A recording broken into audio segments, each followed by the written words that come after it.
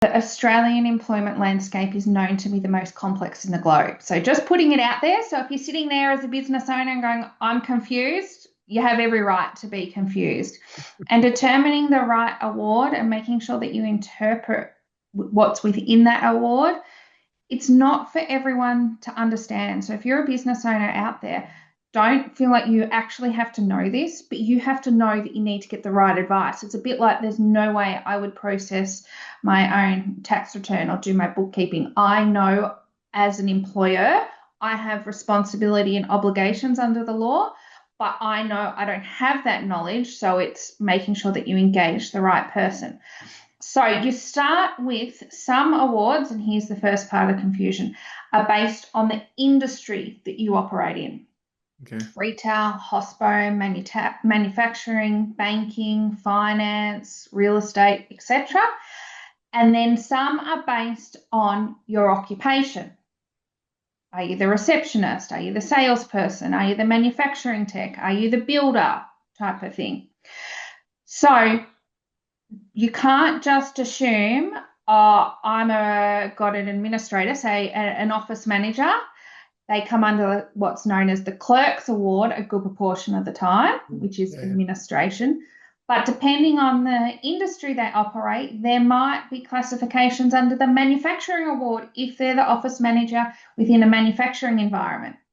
And so that's where you need to be able to understand what's actually on the black and white within the award, what's written, because determining does it come under, say, the Clerks Award or the Manufacturing, the Clerks Award or the Real Estate Award type of thing. So awards are broken down into industry and occupation. That's why when we help clients understand what is the award, it's not simple as someone coming to us and saying, I've got an office manager, what award do I come under? We need to understand the actual duties that this individual does. And that's why we recommend a position description, because depending on the responsibilities and duties, that then we take that and then we go and determine what award is appropriate.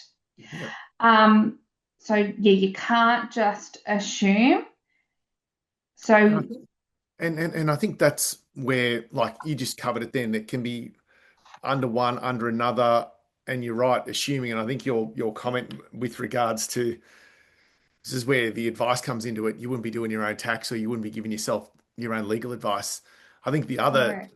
myth, let's call it, is, and I hear this a lot, we pay above the award, so it doesn't apply to us. And you mentioned that before. Um, Yeah.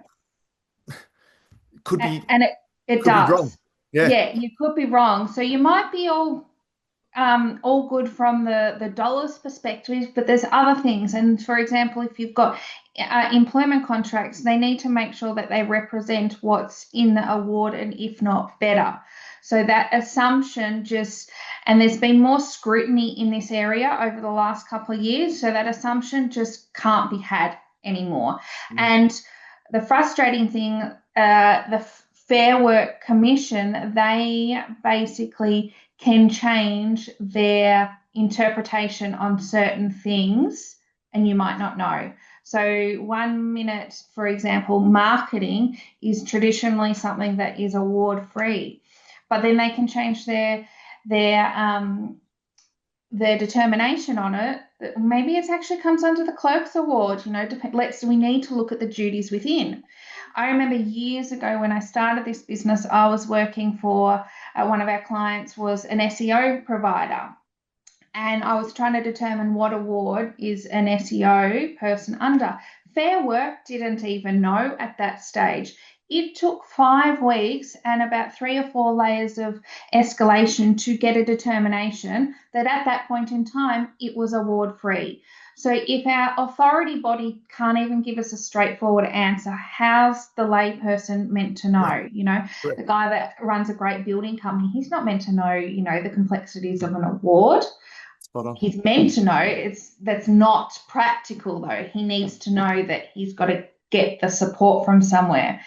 Yeah. So There are tools out there. So the Fair Work website has a tool to help assist, but don't take it for gospel, because those tools that are online, what you put in will determine what you spit out. What you're putting in potentially could be incorrect, not deliberately, just No, naively. Like exactly right. so, um, And I was and going to ask the don't. question, who governs all of this? So it's Fair Work. Yes, Fair Okay. Work do. Yeah. And so a lot of people go, oh, but their title is X. It's not about the title, it's about what sits under the titles, which is the roles and responsibilities, which is another reason why a position description is so important, because that clearly outlines.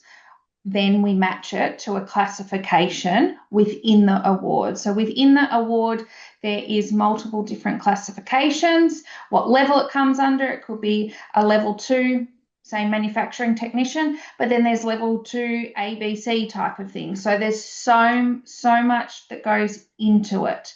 And that's where common mistakes come out. People assume they are or aren't covered under an award. And if they do assume an award, they assume award X when it could be award Y. And within a workplace, you could have multiple awards that your business is operating under, not just one. Wow.